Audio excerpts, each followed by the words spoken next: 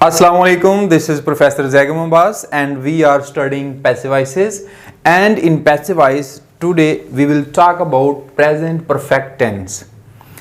So when we talk about the rule of present perfect tense in active voice, तो rule देखें, active voice का जो object है that will become the subject of passive voice. उसके बाद active में जो helping verb थे परफेक्ट के, प्रेजेंट परफेक्ट के हेल्पिंग वर्ब जो थे, as I have explained in my previous video the golden rules of passive voice, कि when you add been with the helping verbs of perfect tense in active voice, that will automatically become the helping verbs of perfect tense in passive voice.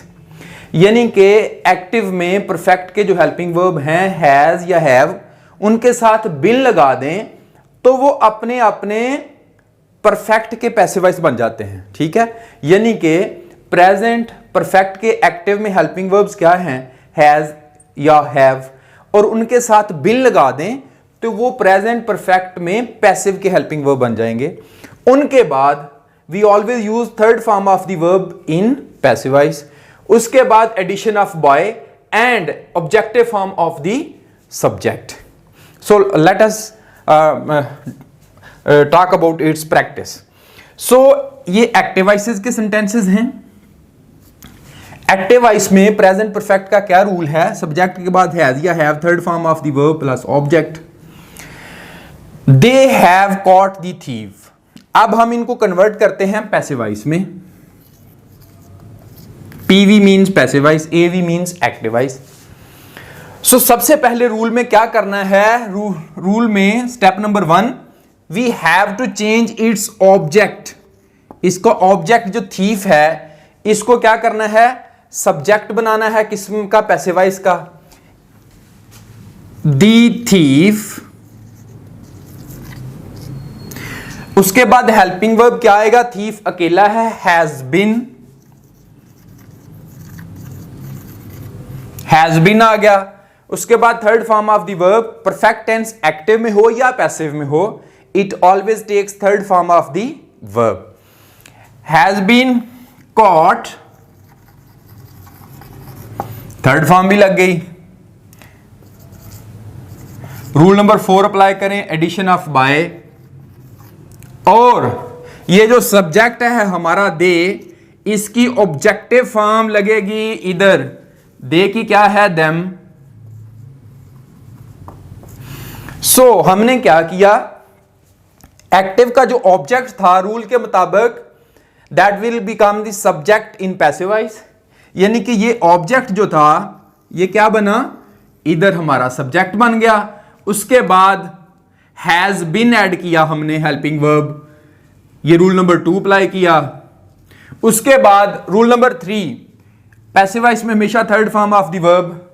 Rule number 4, addition of by किया और objective form of the subject दे की दम हो गई. Got it. Sentence number 2 को देखते हैं. I have taken T. मैं चाय पी चुका हूं. तो इसको कन्वर्ट करते हैं पैसिव में. सबसे पहले क्या करना है, इसका टी जो ऑब्जेक्ट है इसको सब्जेक्ट बनाना है.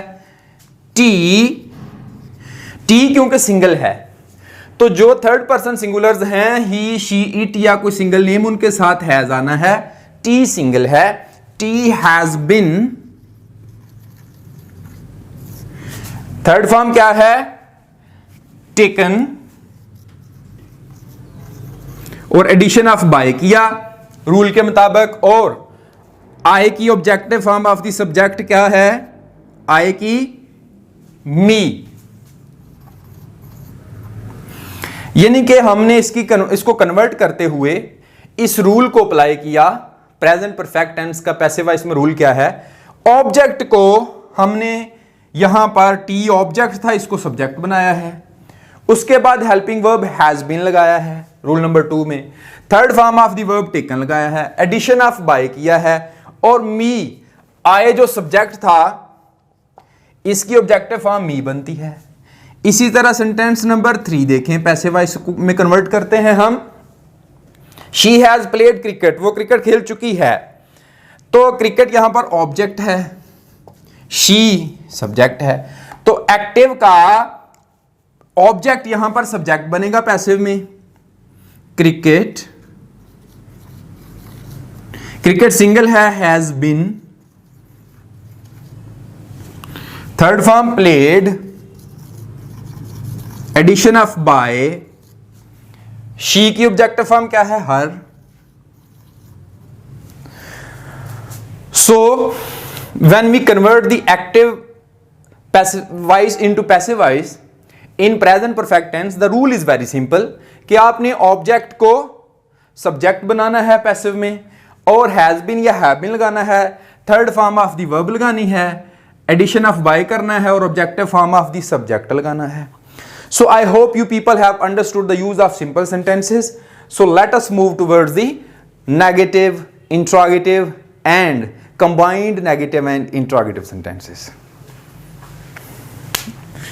Good. When we talk about the negative sentences of present perfect tense in passive voice, its rule is again very simple. ये एक simple sentence है, cricket has been played by her. अब जब हम इसका नेगेटिव बनाएंगे तो हैज और बिन के दरमियान नॉट लगेगा। गॉट इट जी? Cricket has not been played by her, यानी कि नेगेटिव सेंटेंसेस में एक चीज आपने नोट करनी है, नॉट जो है ये हैज और बिन के दरमियान आएगा। And when we talk about the interrogative sentences, सिर्फ हैज बिन में से सिर्फ हैज बाहर आएगा, हैज या हैव फिक्रे के स्टार्ट में आएंगे, उसके बाद आपका सब्जेक्ट आएगा, यानी कि जो एक्टिव का ऑब्जेक्ट सब्जेक्ट बन जाता है वो आएगा, यानी कि हैज और बिन के दरमियान सब्जेक्ट आएगा। Got it? स्टूडेंट्स क्या करते हैं, हैज बिन को बाहर ले आते हैं, ऐसा आपने नहीं करना, सिर्फ हैज को बाहर लेके आना है, उसके बाद आपने सब्जेक्ट बिन बाद में आएगा, has cricket been played by her. Got it जी? पर जब नेगेटिव और इंट्रोगेटिव इकट्ठे आ जाएं तो हैज तो एज यूजुअल स्टार्ट में आएगा, उसके बाद सब्जेक्ट के फौरन बाद नॉट आएगा। Got it? पैसिव वॉइस में प्रेजेंट परफेक्ट की बात करें तो हैज सिर्फ स्टार्ट में आएगा, उसके बाद सब्जेक्ट, सब्जेक्ट के बाद नॉट, नॉट के बाद बिन आएगा, has cricket not been played by her. Got it? So I hope you people have understood the use of present perfect tense in passive voice. So now I am sharing an activity for you people and you have to solve it in comment section. They have already completed the work. The sentence number 1 of your activity is they have already completed the work, and sentence number 2 of your activity is she has sung a song. So thank you so much. Thank you for watching.